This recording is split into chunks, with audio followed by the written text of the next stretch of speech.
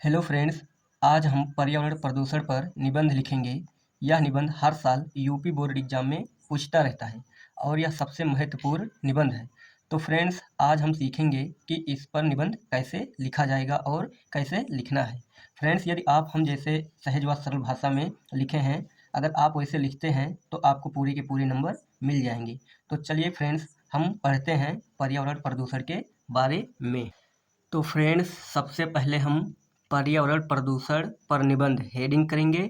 उसके बाद रूपरेखा में लिखेंगे पहला नंबर डालकर प्रस्तावना, दूसरा है प्रदूषण के प्रकार और तीसरा है प्रदूषण के कारण और चौथा है प्रदूषण से नुकसान और पांचवा है उपसंहार यानी प्रदूषण को रोकने का उपाय। तो फ्रेंड्स, चलिए सबसे पहले प्रस्तावना देखते हैं।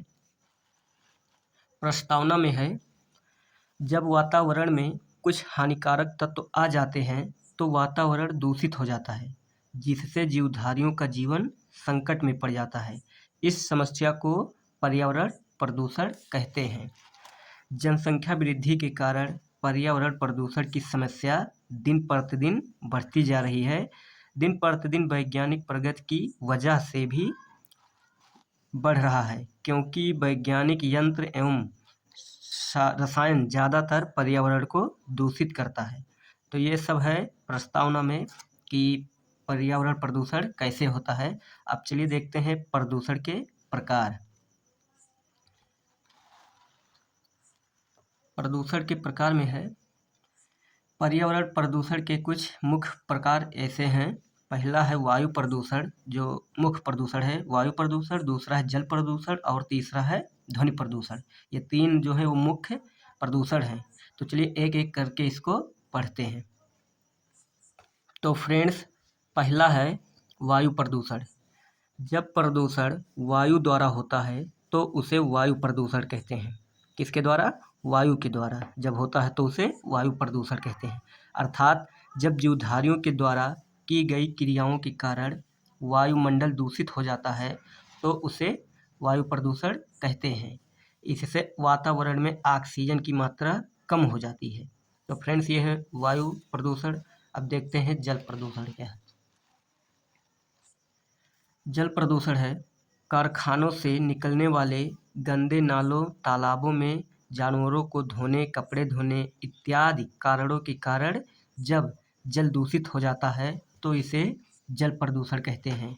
इससे जल लोगों के लिए हानिकारक हो जाता है। तो फ्रेंड्स, ये है जल प्रदूषण। अब देखते हैं ध्वनि प्रदूषण। तो फ्रेंड्स, जो ध्वनि प्रदूषण है वो कार, जेट विमान, लाउड स्पीकर तथा मशीनों की ध्वनि के कारण जो ध्वनि संतुलन है वो बिगड़ जाता है, जिसका प्रभाव गाय, पशु, पक्षियों का जीवन के संकट पर पड़ता है। तो फ्रेंड्स, ये था ध्वनि प्रदूषण। अब देखते हैं प्रदूषण के कारण। प्रदूषण के कारण, तो फ्रेंड्स इसमें देखते हैं क्या है। पर्यावरण प्रदूषण के कई कारण हैं। विज्ञान ने जीवन को सुलभ बनाने के लिए अनेक यंत्रों का उपयोग पर्यावरण को दूषित करने में लगातार किया जा रहा है। साथ ही अनेक उद्योग धंधों के कारण दूषित धुआं पर्यावरण में फैलता है तथा दूषित नाला, नदियां और तालाबों को दूषित करता है। जनसंख्या में जिस तेजी से विस्तार हो रहा है, लोगों की ज़रूरतें बढ़ती जा रही है, जिससे प्राकृतिक संसाधनों का तेजी से हनन हो रहा है यानी खराब हो रहा है। तो फ्रेंड्स, ये है प्रदूषण के कारण। अब देखते हैं प्रदूषण से नुकसान। प्रदूषण से नुकसान, प्रदूषण हमारे जीवन को विभिन्न तरीकों से प्रभावित करता है। वायु प्रदूषण की वजह से लोगों को सांस संबंधी बीमारी हो जाती है। ध्वनि प्रदूषण से लोग मानसिक तौर पर कमज़ोर हो जाते हैं, जीवधारियों का जीवन मुश्किल हो जाता है तथा जल प्रदूषण की वजह से लोगों के पेट में अनेक बीमारियों उत्पन्न हो जाती है। अतः विभिन्न प्रकार का प्रदूषण विभिन्न तरीकों से लोगों को प्रभावित करता है। तो फ्रेंड्स, ये है प्रदूषण से नुकसान। अब देखते हैं इसका उपसंहार।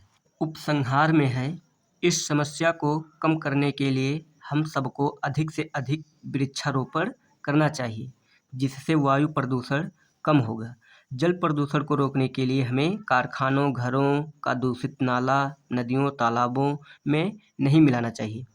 ध्वनि प्रदूषण को रोकने के लिए हमें साउंडों, लाउड स्पीकर आदि का उपयोग कम करना चाहिए। तो फ्रेंड्स, अतः इस समस्या को खत्म करने के लिए हम सभी को सामूहिक प्रयत्न करना चाहिए। तो फ्रेंड्स, उपसंहार में हमने जाना कि किस तरह से प्रदूषण को कम किया जा सकता है। तो फ्रेंड्स, आशा करता हूँ कि आपको ये वीडियो पसंद आया होगा। अगर पसंद आया तो वीडियो को लाइक करके चैनल को सब्सक्राइब कर लीजिए। मिलते हैं अगले नेक्स्ट वीडियो में।